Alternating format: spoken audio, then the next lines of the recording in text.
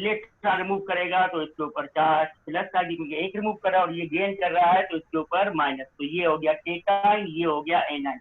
या यहाँ पर देखो तो इसके बाद 2 8 हो गए और इसके बाद 2 8 है।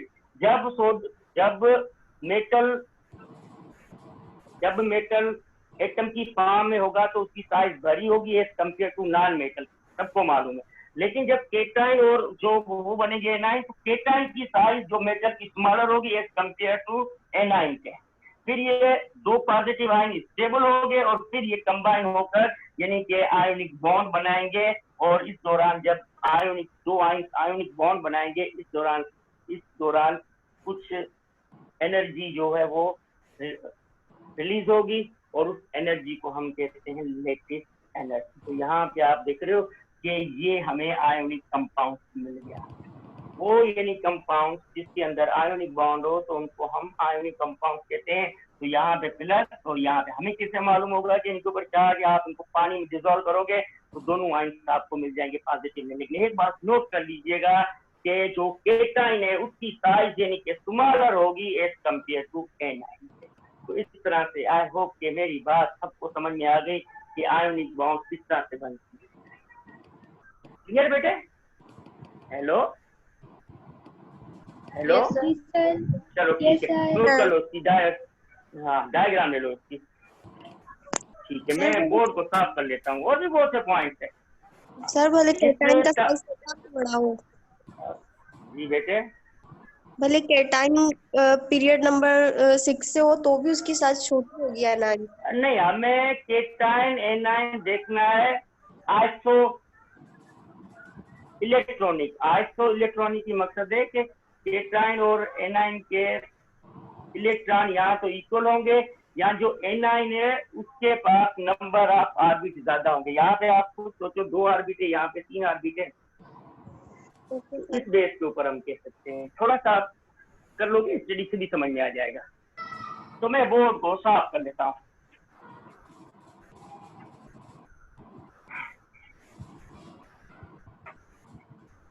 तो ये तो हो गया पॉइंट नंबर 1 कि आपको समझ में आ गया। तो अभी मैं थोड़ा सा और डीप में जाता हूँ ताकि कंपाउंड किस तरह से बनते। तो मैं थोड़ा सा नोट को भी देख लेता हूँ ताकि कोई मुझसे गलती ना हो। तो यहाँ पे हम अगेन लिख लेते हैं फर्स्ट ए ग्रुप के एलिमेंट। सबको याद है, मैंने बोला कि ये तो याद करने होंगे। इंटर में जो बच्चियां जिन बच्चों ने इंटर पास की है, चाहे कोई भी टीचर हो, टीचर ने उनको लाजमी यानी कि जो है सारे ग्रुप के एलिमेंट याद कराए होंगे। 5 है, 6 है। अभी इसको ध्यान देना, फिर मैं इसके 2-3 दूंगा एमसीक्यू। और खास करके फर्स्ट ईयर की स्टूडेंट्स, फर्स्ट ईयर ग्रुप का एलिमेंट ले लेता हूँ मैं सोडियम, और भी ले सकता हूँ, सारे एलिमेंट्स ले सकता हूँ। अब याद होंगे तभी आप लिखोगे। यहाँ पे मैं ले लेता हूँ Mg, यहाँ पे ले लेता हूँ मैं अल्मा। अभी आपके माइंड में होगा सर स्टार्टिंग वाले एलिमेंट क्यों नहीं लिया आपने, सोडियम बोरान।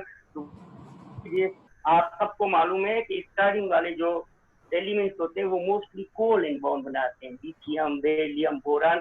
तो इस वजह से उन एलिमेंट्स को हम काउंट नहीं करते हैं। तो इस वजह से मैंने यहाँ पे सोडियम, मैग्नीशियम और क्या दिया आपको। और इस तरह से 5 के ग्रुप में देखें तो मैं यहाँ पे दे देता हूँ नाइट्रोजन। चलो यहाँ पे ऑक्सीजन और यहाँ पे फ्लोर। अगर हम देखें तो इसकी 281, मैं क्यों ये आपको बता रहा हूँ इस वजह से कि अभी जो मैं कुछ कहना आपसे सवाल पूछना चाह रहा हूँ वो इम्पोर्टेंट है।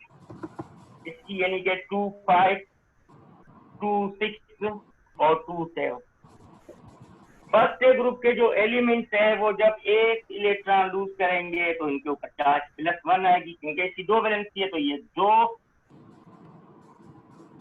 +2 आएगी और ये 3 इलेक्ट्रॉन लूज करके इसके ऊपर चार्ज आएगी +3। इसको मैं जाहिर कर रहा हूँ M+1 से, क्योंकि मैं अभी जो एमसीक्यूज पूछूंगा फिर आप मुझे ये नहीं बोलना कि सर नहीं समझ में आया। +2 यहाँ पे लिखूंगा मैं M+3।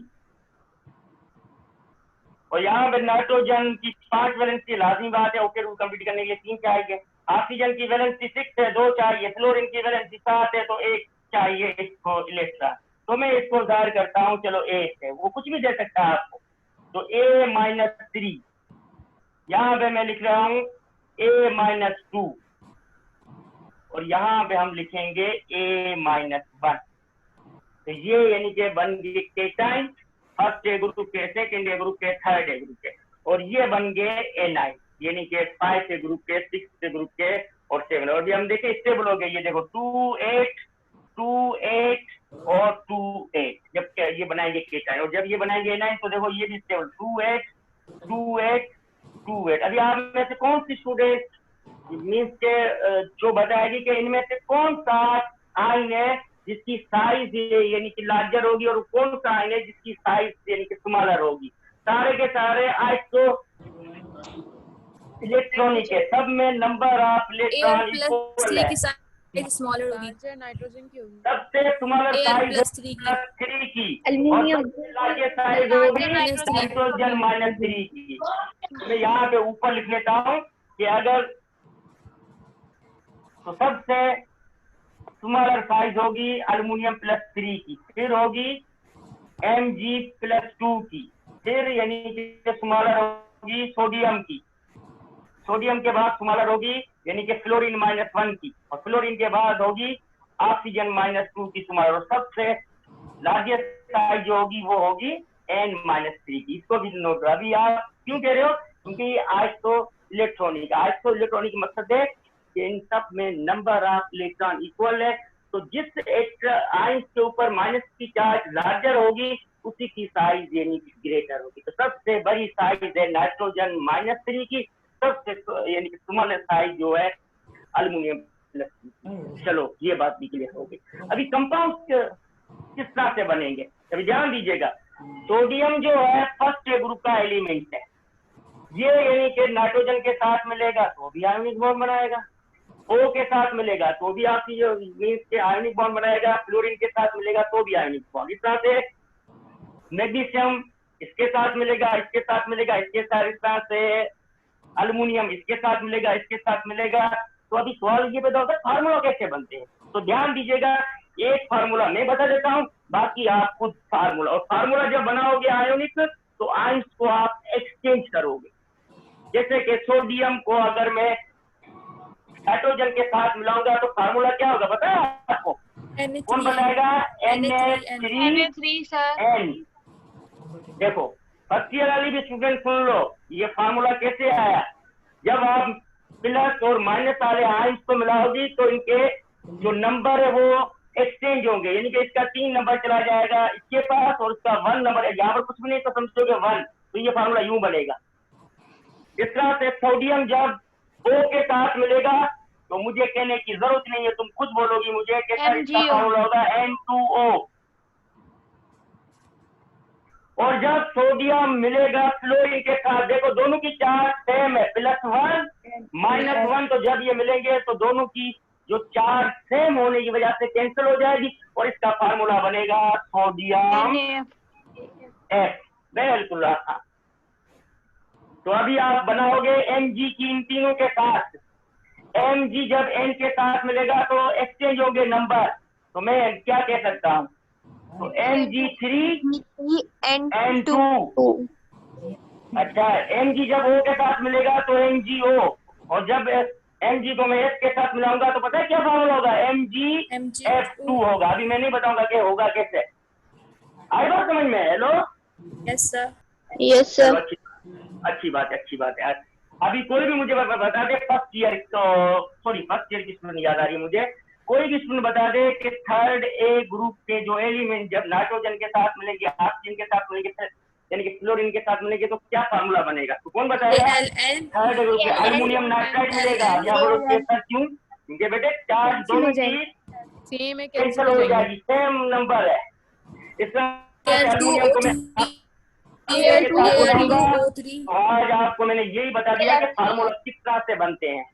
तो फार्मूला बनने का तरीका ये है, यहाँ पे आएगा AlF3। मेरे ख्याल में इसमें तो अभी किसी स्टूडेंट को सवाल करने की कोई जरूरत नहीं है।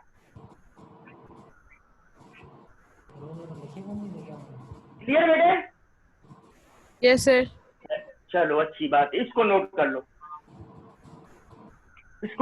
जल्दी से नोट कर लो। फिर 2 इसके MCQ दे रहा हूँ, तो देखता हूँ कि कितने स्टूडेंट जवाब देंगे मुझे। फर्स्ट आप इसको नोट कर लो, फिर मैं MCQ दे रहा हूँ, तो कौन सी स्टूडेंट देखता हूँ कि जवाब देती है मुझे। तो मुझे मालूम हो जाएगा कि उसको समझ में आ गया। तो मैं बोर्ड को सर? साफ कर दूं? जी बोलो बेटे बोलो। सर क्या आखिरी वाला थोड़ा समझाएंगे, नेट डिस्कनेक्ट हो गया था। यार कौन सा ये रहा एल्यूमिनियम वाला बेटे? ये साइड वाला, इसके साथ वाला। कौन से साइड वाला मीन्स के नाम तो बताओ आप, यानी कि कौन से एलिमेंट्स के फर्स्ट ए ग्रुप के बारे में बात कर रहे हो, सेकेंड ए ग्रुप में, थर्ड ए ग्रुप के बारे में? फिफ्थ है, सिक्स्थ है, सेवेंथ है। नहीं, फिफ्थ और सिक्स और सेवन एट क्या बताऊं मीन्स कंबाइन होंगे ये बताऊं, या मीन्स के ये चार्ज क्यों है ये बताऊं आपको? अरे चार्ज आपने बताई, चार्ज बताएं जो आप बता रहे हैं ना, ऊपर लिखा हुआ है sodium less than fluorine, fluorine less than oxygen. अच्छा इसकी बात कर रहे हो, ऊपर जो टॉप पे लिखा हुआ है? बेटे इसकी ये है कि ये सारे के सारे iso electronic ion, iso electronic ion उनको कहा जाता है जिनमें नंबर ऑफ इलेक्ट्रॉन सेम होते, इक्वल होते हैं। तो इन सब में 8 इलेक्ट्रॉन है। अब इनमें से अगर आप पूछा जाए कि अगर कोई भी आयन हो जिनमें नंबर ऑफ इलेक्ट्रॉन अगर सब में इक्वल होंगे, तो अगर पूछा जाए कि सबसे बड़ी साइज किसकी होगी, तो सबसे बड़ी साइज उसकी होगी जिस यानी कि आइसो इलेक्ट्रॉनिक आयन के ऊपर माइनस की चार्ज जो यानी कि लार्जर होगी, और साइज यानी कि स्मॉलेस्ट उसकी होगी जिसके ऊपर प्लस की चार्ज जो है मैक्सिमम होगी। तो यहाँ पे मैंने लिखा कि एल्युमिनियम जिसके ऊपर चार्ज +3 है उसकी साइज सबसे स्मॉलेस्ट होगी, जबकि नाइट्रोजन के ऊपर चार्ज -3 की है तो उसकी साइज जो है सबसे लार्जेस्ट होगी। तो साइज जो है वो डिपेंड करती है एनाइन और केटाइन के ऊपर। अगर किसी भी आयन के ऊपर जितनी माइनस की चार्ज ग्रेटर होगी वो आयन उतना ही लार्जर होगा, और इस तरह से जिस आयन के ऊपर प्लस की चार्ज लार्जेस्ट होगी वो आयन उतना ही यानी कि स्मॉलेस्ट होगा। तो दैट मींस कि एल्युमिनियम इज स्मॉलेस्ट क्योंकि उसके ऊपर चार्ज +3 है, जबकि जो नाइट्रोजन है वो लार्जेस्ट आयन होगा इन सब में से क्योंकि उसके ऊपर -3 चार्ज। आई होप कि मेरी बात समझ आई होगी। जी सर समझ आ गई। तो भाई बोर्ड को मैं साफ कर लेता हूँ, ठीक है।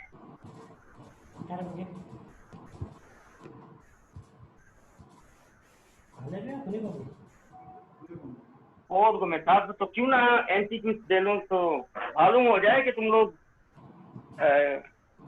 स्टडी यानी कि जो मैंने समझाया है समझ में या इसके नहीं समझ में आया। तो एक ही सवाल दे रहा हूँ, ठीक है। An ionic compound, an ionic compound है फार्मूला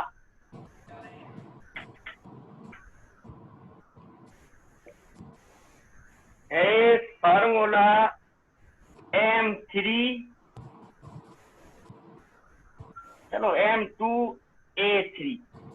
एक बार नोट कर लीजिएगा कि यहाँ पर जरूरी नहीं कि आपको Ma दे, आपको Kl दे सकते हैं, AB दे सकते हैं, लेकिन नोट करना है कि जो फर्स्ट होगा वो मेटल होगा, जो बाद में आएगा वो नॉन मेटल होगा, बस इतना याद कर लीजिएगा। तो यहाँ पे कह रहा है कि एक आयोनिक कंपाउंड से उसका formula M2A3, then M and A belong to,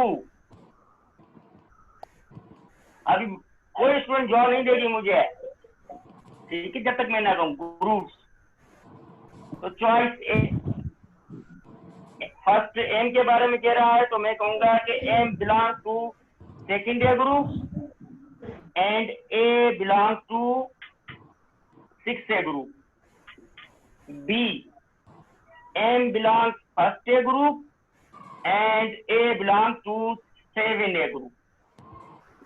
C, M belongs to third A group and A belongs to 6A group. E, लाजिम बात है कि इसका जवाब C होगा। आई बात समझ में? Yes, Yes, sir. अच्छी बात है। सी अभी बोल रहा नहीं कि सर सी कैसे होगा, अभी मैं वो सारे Yes, sir. समझा चुका हूँ आपको कि Yes, sir. M2 और A यानी कि 3, तो नोट कर लो इसको। क्लियर हो गया बेटे MCQ? Hello Yes, sir. Hello बेटे, क्लियर हो गया ना ये MCQ? Yes, sir. चलो ठीक है, अच्छी बात है। तो अगर इस टाइप का सवाल अगर आ जाए तो आप खुद ही समझदार हो गई हो कि इसका जवाब आप कैसे देना है। चलो ये MCQ आ चुका है।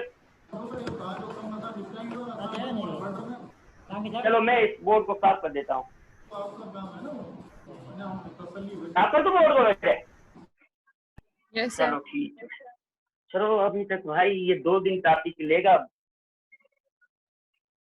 तो हम स्टडी करते हैं इसका यानी कि और टॉपिक है आयोनिक कंपाउंड का ही है।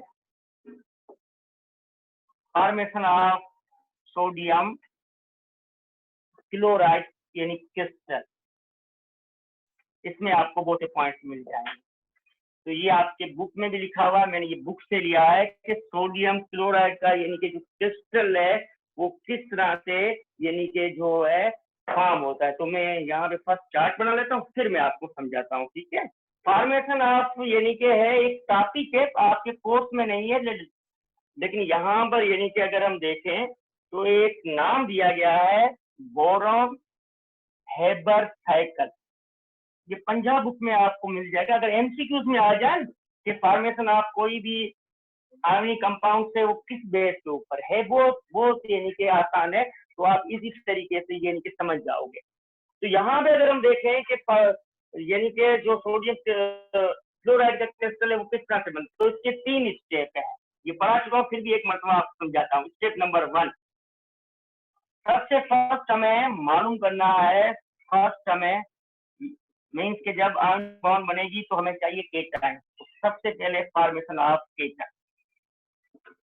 अभी क्योंकि हम मेटल ले रहे हैं सोडियम, तो ध्यान दीजिएगा कि मैंने बोरॉन हेबर जो है साइकिल क्यों दी है, वो इस वजह से कि सबसे फर्स्ट ये आपके पास है सोडियम। एक बात ध्यान में रखिएगा कि किसी भी मेटल में जब आप इलेक्ट्रॉन रिमूव करोगे, अगर वो मेटल सॉलिड स्टेट में होगा तो कभी भी वहां से इलेक्ट्रॉन रिमूव नहीं होगा। फर्स्ट आप उस मेटल को गैस की फॉर्म में चेंज करोगे। तो हम इस मेटल को गैस की फॉर्म में चेंज करेंगे ताकि इलेक्ट्रॉन इजी तरीके से रिमूव हो जाए। और अगर हम देखें तो सोडियम में वहां पर लिखा हुआ बुक में 1s2, तो टाइम ज़्यादा जाएगा, तो मैं यहाँ पर डायरेक्ट लिखता हूँ 2s1। जब सोडियम में से मुझे इलेक्ट्रॉन को रिमूव करना होगा, क्योंकि सोडियम की साइज यानी कि लार्जर है, तो ये इजी तरीके से इलेक्ट्रॉन को रिमूव कर देगा। और इलेक्ट्रॉन को रिमूव करने के लिए जो हमें चाहिए बाहर से एनर्जी, उस एनर्जी को मैं बता चुका हूँ कि हम कहते हैं आईपी। तो जब हम आईपी देंगे तो सोडियम में से एक इलेक्ट्रॉन रिमूव हो जाएगा और सोडियम के ऊपर चार्ज आएगी प्लस, और ये गैस की फॉर्म में रहेगा। और यहाँ पर 2 और 8 डेल्टा एच की वैल्यू आईपी की अगर कहा जाए कि क्या वैल्यू सोडियम की, तो मैंने लिखा है बेटे कि सोडियम की आईपी की वैल्यू है 495 किलो जूल पर मोल, ठीक है। स्टेप नंबर 2 में हमें मिल गया फर्स्ट केटाइन, और फिर मिलेगा हमें केटाइन के बाद हमें चाहिए एनाइन। तो फॉर्मेशन ऑफ एनाइन, तो ये एनाइन है आपके पास क्लोरीन। ये तो गैस की स्टेट में, इसको चेंज करने की जरूरत ही नहीं आपको। और आप सबको मालूम है कि इसका 2878 इलेक्ट्रॉन चाहिए। इलेक्ट्रोएफिनिटी के बारे में मैंने बताया था कि 7A ग्रुप की इलेक्ट्रोएफिनिटी जो है वो एक्सोथर्मिक है, यानी कि जब 7A ग्रुप के एटम्स इलेक्ट्रॉन गेन करेंगे तो वो एनर्जी को इमिट करेंगे, क्योंकि 7A ग्रुप के एलिमेंट्स को एक ही चाहिए इलेक्ट्रॉन, तो इसकी फर्स्ट आईपी होगी। तो इस वजह से क्लोरीन को अपना आउटर मोस्ट कंप्लीट करने के लिए एक चाहिए इलेक्ट्रॉन। तो जब ये क्लोरीन एक इलेक्ट्रॉन गेन करेगा तो इस दौरान एनर्जी इमिट होगी फ्रॉम सिस्टम टू यानी कि सराउंडिंग। जो एनर्जी इमिट हो रही है उसको हम केमिस्ट्री की अल्फाज में कहते हैं इलेक्ट्रॉन एफिनिटी। फर्स्ट इलेक्ट्रोएफिनिटी क्यों? क्योंकि ये एक इलेक्ट्रॉन गेन कर रहा है। तो यहाँ पे क्लोरीन जो है वो आ जाएगा एनाइन में गैस की फॉर्म में, वैसे भी 2, 8 और 8 हो जाएगा। तो इसका भी ऑक्टेट रूल कंप्लीट हो गया। और अगर हम देखें तो डेल्टा एच की वैल्यू जो है वो मैं लिख के आया हूँ बुक से, वो है -348 किलो जूल पर मोल। तो फर्स्ट स्टेप में एंडोथर्मिक है, जबकि सेकंड स्टेप में है एक्सोथर्मिक। अभी आते हैं हम मेन पॉइंट के ऊपर, स्टेप नंबर थर्ड। तो स्टेप नंबर थर्ड में यहाँ पर लिख लेता हूँ ताकि आपको ऊपर सही तरीके से दिखाई दे। तो स्टेप नंबर थर्ड में फर्स्ट टाइम हम स्टडी करेंगे लैटिस एनर्जी के बारे में। महत्व नहीं लिखता है। तो step number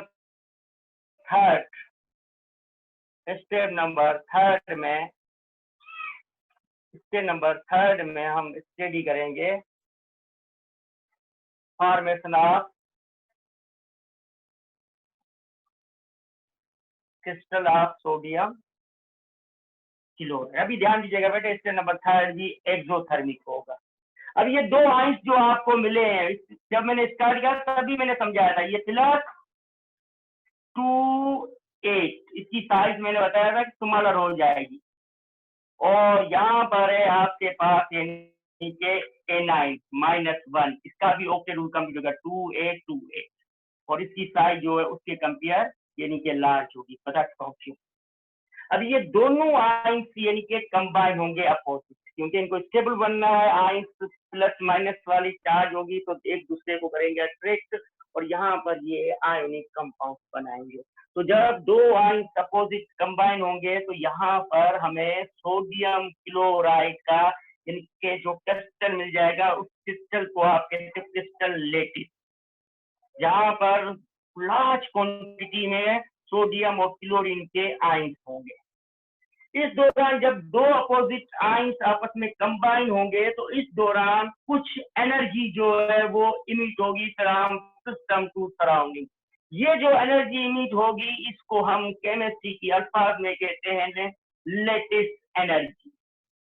the amount of energy is released when two opposite ions are combined, that energy is called lattice energy. और इसकी वैल्यू जो है डेल्टा एच जो है सोडियम क्लोराइड की, सबके लिए नहीं सिर्फ सोडियम क्लोराइड के लिए, वो है -788 किलो जूल पर मोल।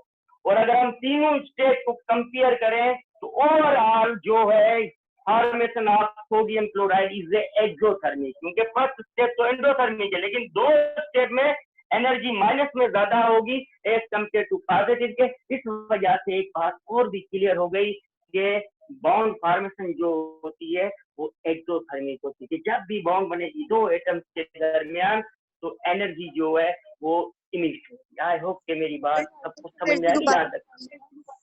हेलो बेटे। Yes, sir sir. Lattice energy. हाँ, ये मैं आपको समझा रहा हूँ, यहाँ तक तो बात आ गई समझ में क्या होती है। तो लेटिस एनर्जी का मकसद ये होता है कि अगर आपसे पूछा जाए कि लेटिस एनर्जी क्या है, तो मैंने बताया कि जब दो अपोजिट आयंस आपस में कंबाइन होंगे, केटाइन और एनाइन, तो ये सोडियम यानी कि सोडियम क्लोराइड क्रिस्टल बनाएंगे। इस दौरान जो एनर्जी इमिट होगी उसको हम कहते हैं लेटिस एनर्जी। इसको और भी डीप में समझाऊंगा। अभी यहाँ पर एक और पॉइंट नोट करना, नया पॉइंट है। यहाँ पर अगर हम देखें तो ये सोडियम क्लोराइड का क्रिस्टल जो हमें मिला है, क्रिस्टल लेटिस, इसमें ये नहीं समझो कि यहाँ पर सोडियम का एक आयन है और क्लोरीन का एक है, नहीं, यहाँ पर बहुत लार्ज क्वांटिटी में अपोजिट आयन होंगे। अब सवाल ये पैदा होता है कि इनका जो सोडियम क्लोराइड का स्ट्रक्चर आप सब पढ़ चुके हो चैप्टर नंबर 2 में, इसका होता है क्यूबिक।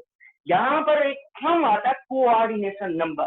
डी ब्लॉक एलिमेंट्स में आपने कोऑर्डिनेशन नंबर पढ़ा होगा जब आपने नॉमेनक्लेचर स्टडी किए होंगे। तो यहाँ पर कोऑर्डिनेशन नंबर की मीनिंग क्या है? तो अगर कहा जाए कि क्रिस्टल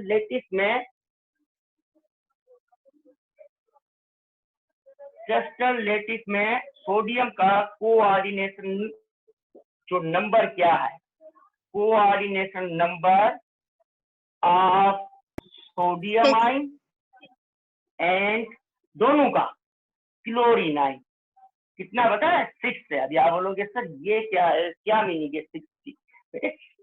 6 की मीनिंग ये है कि इस क्रिस्टल लेटिस में सोडियम का कोऑर्डिनेट नंबर 6 का मकसद है कि सोडियम आयंस के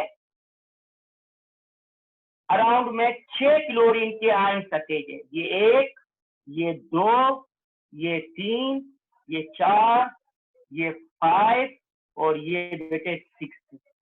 1 क्लोरीन, 2 क्लोरीन, ये 3, ये 4, ये 5, ये 6। तो कोऑर्डिनेशन नंबर पूछा जाए कि सोडियम का सोडियम क्लोराइड में क्या है, तो हम कहेंगे 6। क्या मीनिंग है कि सोडियम के एक आयन के साथ 6 क्लोरीन के आयन अटैच होते हैं, इस वजह से यानी कि सोडियम का कोऑर्डिनेशन नंबर जो है वो 6 है। फिर पूछा जाए कि सोडियम क्लोराइड क्लोरीन का कोऑर्डिनेशन नंबर, तो भी हम बताएंगे 6। सेम मेथड, क्लोरीन के साथ भी 6 सोडियम के आयन इसके चारों तरफ होते हैं। तो यहाँ पर मेरे ख्याल में मेरी बात आपको समझ में आई होगी कि कोऑर्डिनेशन नंबर क्या होते हैं। तो अगर कभी भी सवाल पूछा जाए कि आयोनिक कंपाउंड्स में कोऑर्डिनेशन नंबर मोस्टली जो है 6 होता है, तो सोडियम क्लोराइड में कोऑर्डिनेशन नंबर जो है सोडियम का भी 6 है और क्लोरीन का भी 6 है। मेरे ख्याल में यहाँ तक आपको सब आगे समझिए बेटे। Yes, sir. जी बोलो। सर जी बोलिए। सर जी जब जी। भी केटाइन और एनाइन मिलेंगे अपोजिट आयंस, तो उनका जो क्रिस्टल बनेगा उनके से मतलब जो एनर्जी रिलीज होगी वो लेटेस्ट एनर्जी होगी, कोई हाँ, और एनर्जी उसको नहीं हम कहेंगे लेटेस्ट एनर्जी।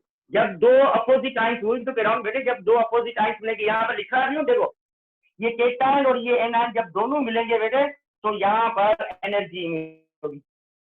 जो एनर्जी इमिट होगी उसको हम कहते हैं लेटेस्ट एनर्जी। में डी सर कोऑर्डिनेट नंबर वाली बात एक दफा बता दें। कौन सी बेटे?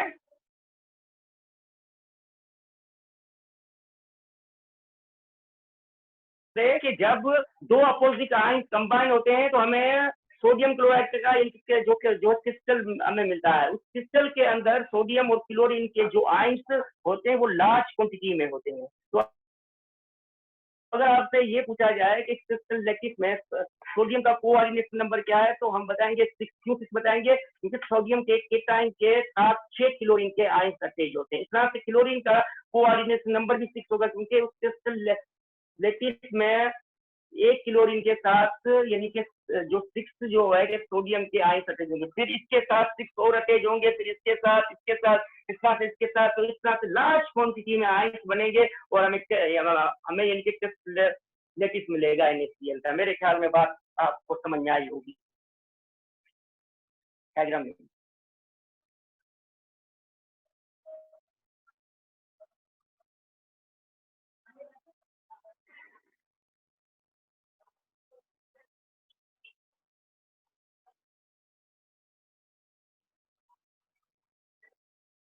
तो बेटे मैं बोर्ड को साफ कर लेता हूँ ताकि तो लेटेस्ट एनर्जी को थोड़ा और डीप में लेके जाते हैं, चलो ताकि समझ में आ जाए। बड़े 2 दिन लगे इस टॉपिक को आ जाए समझ में तो अच्छी बात है।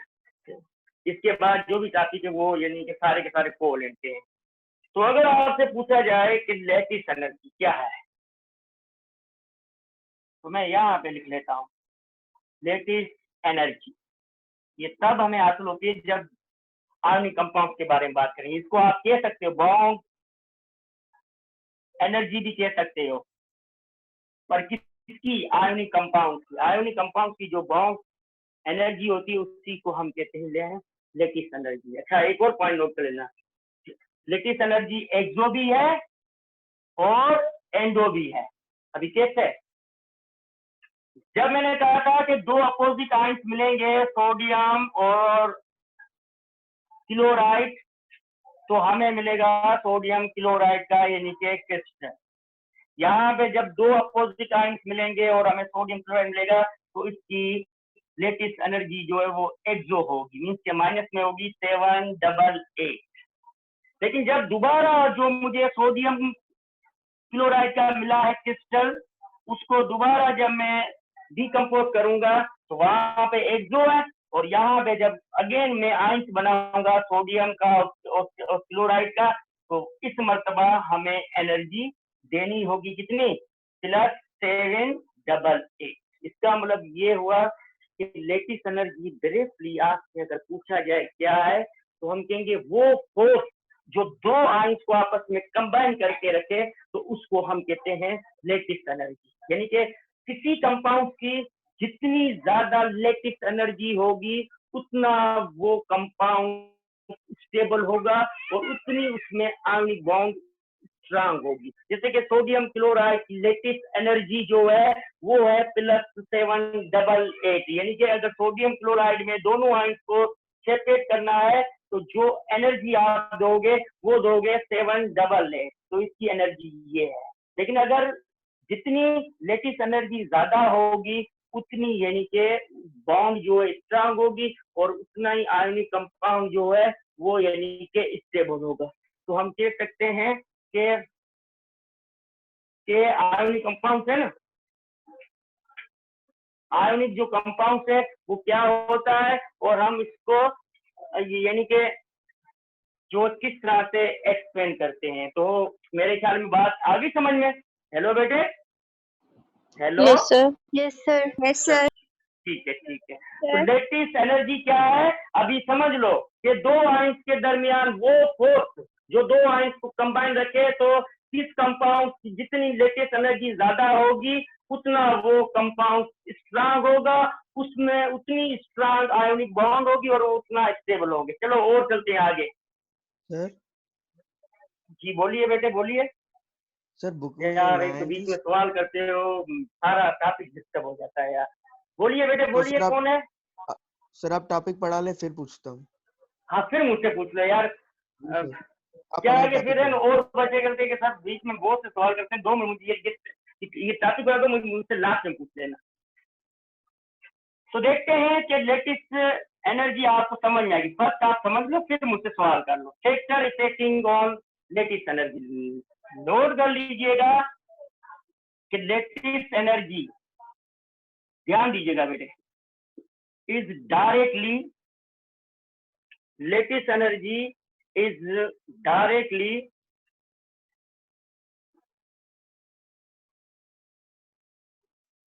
चार्ज और आयन। अभी ध्यान दीजिएगा, चार्ज ऑन आयन। अभी आयन कौन सा? मोस्टली केटाइन, यानी कि जिस केटाइन के ऊपर चार्ज प्लस की ज्यादा होगी उतनी उसकी लेटेस्ट एनर्जी ज्यादा होगी। क्यों? क्योंकि जितनी प्लस की चार्ज ज्यादा होगी साइज उतनी कम होगी। तो एक पॉइंट ये समझाऊंगा, फिर 2 पॉइंट और समझाऊंगा तो खुद ही समझ में आ जाएगा आपको। Point number 2, lattice energy is inversely to the, मालूम है किसी को, साइज ऑफ आयन। साइज दोनों हो सकती है, या तो हो सकती है केटाइन या साइज हो सकती है एनाइन की। इसका मतलब ये हुआ, ब्रीफली मैं आपको ये बता सकता हूँ कि लेटेस्ट एनर्जी साइज के इनवर्सली है और चार्ज के जो है डायरेक्टली है।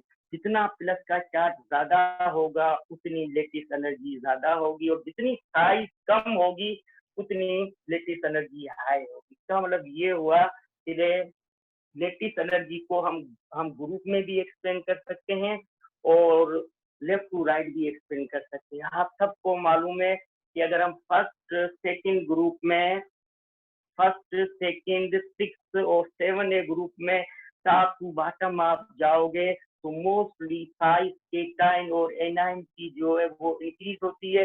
इस वजह से ग्रुप में लेटेस्ट एनर्जी जो है वो डिक्रीज होगी। क्यों डिक्रीज होगी? इस वजह से कि साइज जो है इंक्रीज होगी। जितनी साइज केटाइन या एनाइन की ज्यादा होगी उतनी लेटेस्ट एनर्जी जो है यानी कि कम होगी। तो दैट मीन्स के इसके 2-3 एमसीक्यू दूंगा, तब आपको ये यानी कि समझ में आएगा। तो मैं एक लिस्ट आपको दे रहा हूँ तो वो आप लिख लो, फिर इसके एमसीक्यू देता हूँ मैं आपको। तो मोस्टली मैं यहाँ पे जी बेटे सर चार्ज बोलो। के ऊपर डिपेंड होगा सर। ये जो चार्ज है सिर्फ पॉजिटिव आयन का होगा। ये पॉजिटिव चार्ज का आयन होगा, सिर्फ पॉजिटिव का आयन, नेगेटिव का नहीं होगा। साइज जो है वो दोनों की होगी, प्लस की और नेगेटिव। मैं आपको दे रहा हूँ, ये है फर्स्ट ग्रुप, ये है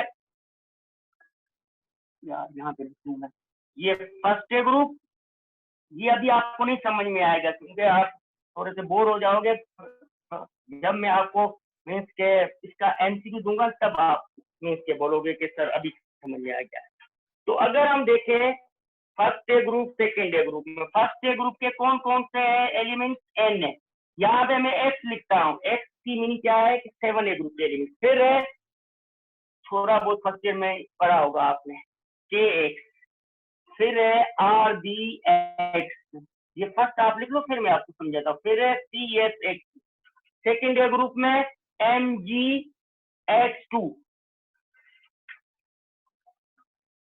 सी एक्स टू, यहाँ पर मैं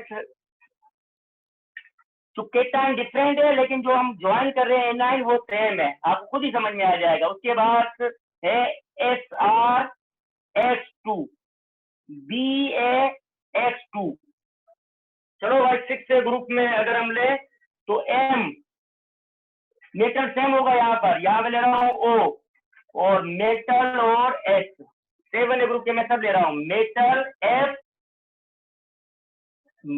मेटल सेम होगा, यहाँ पे ले रहा हूँ सी एल, मेटल सेम होगा, यहाँ पे ले रहा हूँ मैं बी आर, मेटल सेम होगा तो यहाँ पे मैं ले रहा हूँ आई ओ बी। तो ये आपके पास लिस्ट है। तो अगर आप इनमें टॉप टू बॉटम जाओगे, from top to bottom in each group, चाहे वो फर्स्ट ग्रुप हो, चाहे सेकेंड हो, चाहे 6 हो या 7 हो, top to bottom lattice energy जो है वो डिक्रीज होगी। Top to bottom lattice energy जो है वो डिक्रीज होगी। कौन बताएगा क्यों? हेलो बेटे, क्योंकि साइज इंक्रीज हो रही है। क्योंकि साइज इंक्रीज हो रही है। आप ये अच्छी बात कर ली सबने के साइज इंक्रीज हो रही है। चलो ये अच्छी बात है, इतना तो समझ में आ रहा है कि साइज दोनों साइड पर इंक्रीज हो रही है। और अगर आप जाओगे from left to right in first group and second group, तो कौन बताएगा कि लेटेस्ट एनर्जी डिक्रीज होगी या इंक्रीज होगी? Increase होगी। क्यों इंक्रीज होगी? चलो ये भी बताओ मुझे।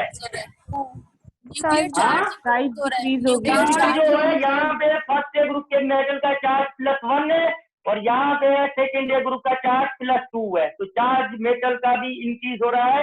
तो इसका मतलब ये हुआ कि यहाँ से अगर हम जाएंगे तो लेटेस्ट एनर्जी जो है वो इंक्रीज होगी।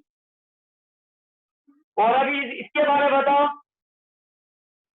यहाँ पर भी डिक्रीज लेटेस्ट एनर्जी। अभी आप बोलोगे सर यहाँ पर तो चार्ज माइनस की है, तो थोड़ा सा माइंड इस्तेमाल करोगे। यहाँ पे आप यानी कि जो 6 ग्रुप की -2 है, साइज बड़ी है, जबकि इसकी चार्ज -1 है, तो इसकी साइज यानी कि स्मॉलर है। तो साइज अगर यानी कि 7 ग्रुप की स्मॉलर है, तो यहाँ पर भी लेटेस्ट एनर्जी जो है इंक्रीज होगी। Increase होगी। हाँ, थोड़ा सा बस माइंड को इस्तेमाल करो तो सारी बात समझ में आ जाएगी।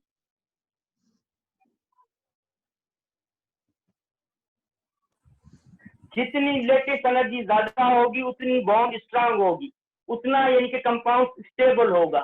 इस तरह से हम कह सकते हैं कि लेटेस्ट सर -2 एनर्जी का जो है वो बॉन्ड की स्ट्रेंथ के ऊपर और साथ में स्टेबिलिटी के ऊपर और साथ में मेल्टिंग पॉइंट के ऊपर भी डिपेंड करती है। अगर किसी भी कंपाउंड की, ध्यान दीजिएगा, लिखूंगा नहीं, किसी भी कंपाउंड की लेटेस्ट एनर्जी अगर हाई होगी तो समझो कि उसमें बॉन्ड स्ट्रांग होगी, वो कंपाउंड मोर स्टेबल होगा और मोस्टली उसकी मेल्टिंग पॉइंट जो है हाई होगी। सर 6 और 7 में कैसे होगा पीरियड बेटे वाइज? बोलो। सर 6 और 7 में इंक्रीज कैसे हो रही है वो नेगेटिव चार्ज के साथ, वो समझा जो दे। बेटे नेगेटिव चार्ज, देखो यहाँ पर सेम मेटल है, यहाँ पर भी सेम मेटल है, यहाँ पर भी सेम मेटल है। अभी आप खुद थोड़ा अपना माइंड यूज करो कि नेगेटिव जो है आयंस इसके ऊपर -2 की चार्ज, इसकी साइज बड़ी है, और जो यानी कि 7 है उसकी चार्ज -1 है, तो उसकी साइज यानी कि जो यानी कि स्मॉलर है। सेम केटाइन है पर 7 ग्रुप की साइज यानी कि स्मॉलर है, तो बेटे उसकी लेटेस्ट एनर्जी हाई होगी एज कंपेयर टू 6 ग्रुप, क्योंकि 6 ग्रुप के ऊपर चार्ज क्या है? आई बात समझ में? के अंदर down the group sir increase नहीं होगी, क्योंकि sir down the group size increase हो रहा है, तो लेटेस्ट एनर्जी क्या क्या कह रही बेटी आप? नहीं सर सही। अच्छी बात है। वैसे नहीं कि अभी उल्टा आप बोल देती तो मेरा सारा कॉन्सेप्ट यानी कि गलत हो जाता। तो जी सर 5 मिनट सर आप हाँ सर 5 मिनट ठीक है। हेलो बेटे आप इसको नोट कर लो, मैं इसके 2-3 एमसीक्यू दे रहा हूँ, फिर बस कर ले। सर आपने कहा स्टेबिलिटी डायरेक्टली प्रोपोर्शनल होगी लेटेस्ट एनर्जी के? जी हाँ बेटे जी। फिर सर आपने पीछे स्टेबिलिटी, पढ़ा, बॉन्ड एनर्जी और मोस्टली मेल्टिंग पॉइंट भी। और सर अगर सिंपल एनर्जी लें तो फिर इनवर्स है। सिंपल कौन सी है होगी है? मतलब आपने सर कल पढ़ा था ना, स्टेबिलिटी इज इनवर्सली नहीं वो प्रोपोर्शनल टू सेम ही एनर्जी। है, चाहे लेटेस्ट एनर्जी की कोई भी टाइप ले लो बेटे, वो सारी की सारी स्टेबिलिटी के यानी के जो है ये लेटेस्ट एनर्जी आयोनिक कंपाउंड की है। वो जो आप बता रहे थे वो सिर्फ एटम के बारे में मैंने बात की थी, वो कॉन्सेप्ट और ये कॉन्सेप्ट बिल्कुल डिफरेंट है बेटे। आई बात समझ में? जी sir.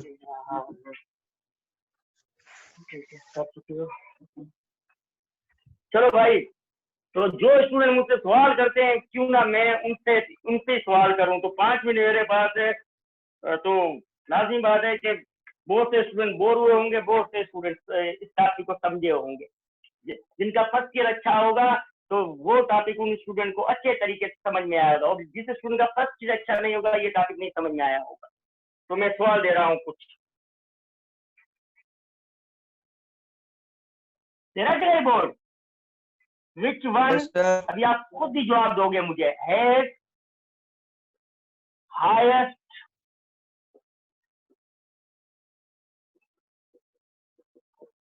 Latest energy? A caesium chloride, B KCl, C NaCl, D RbCl। तो तुम में से कोई है इसका जवाब दे मुझे? NaCl। देखो तब मैं सेम है नहीं, अभी नहीं बोलना कि सर ने नहीं बताया। अभी आप इनमें देखो कि किस एटम की साइज यानी कि स्मॉलर है, तो जिसकी साइज स्मॉलर होगी उसकी यानी कि लेटेस्ट एनर्जी आई होगी। तो इसका जवाब है सी, सोडियम क्लोराइड। देखिए इसका डायग्राम ले लिया था। ठीक है, एक और सवाल हो जाए, एक क्यों दो पूछ लेता हूँ, अभी तक 5 मिनट है। तो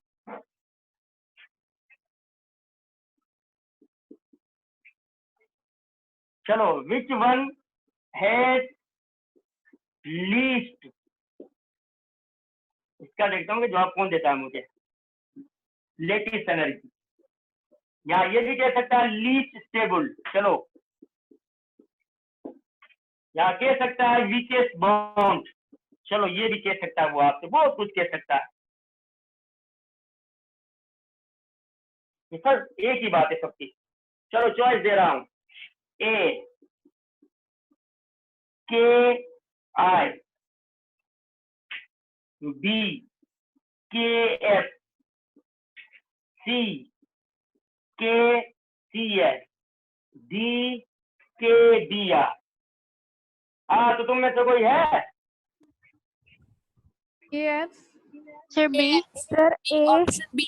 सर बी कैसे होगा? थोड़ा सा माइंड को इस्तेमाल करो। लीस्ट लेटेस्ट एनर्जी कह रहा हूँ, केटाइन सेम है सब में केटाइन सेम है। अभी देखो कि जिस एनायन की साइज लार्जेस्ट होगी उसकी लेटेस्ट एनर्जी कम से कम होगी।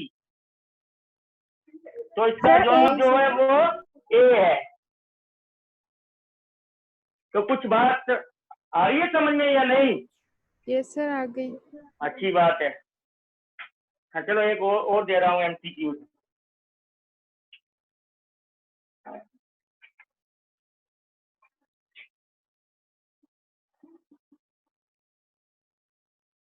Which one is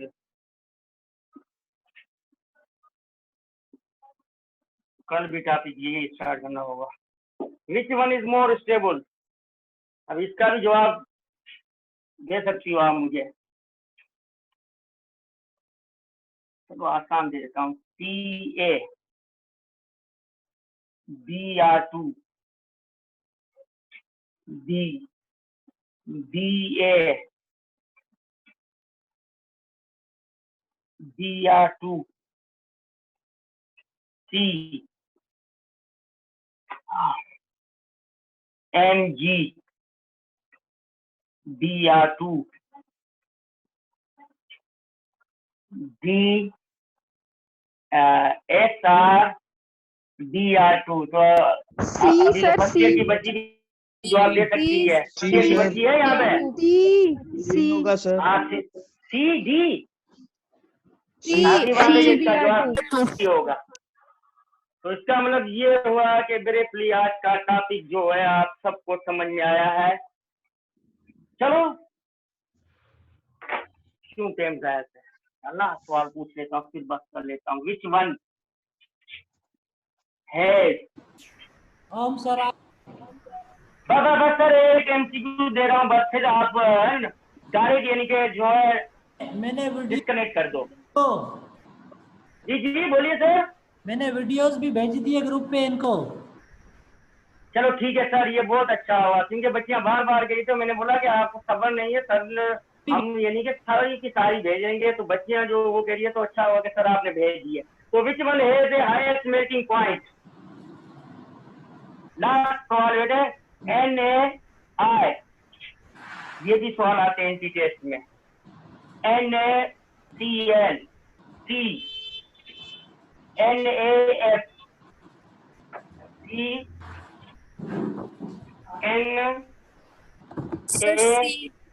C, सर सी NaBr।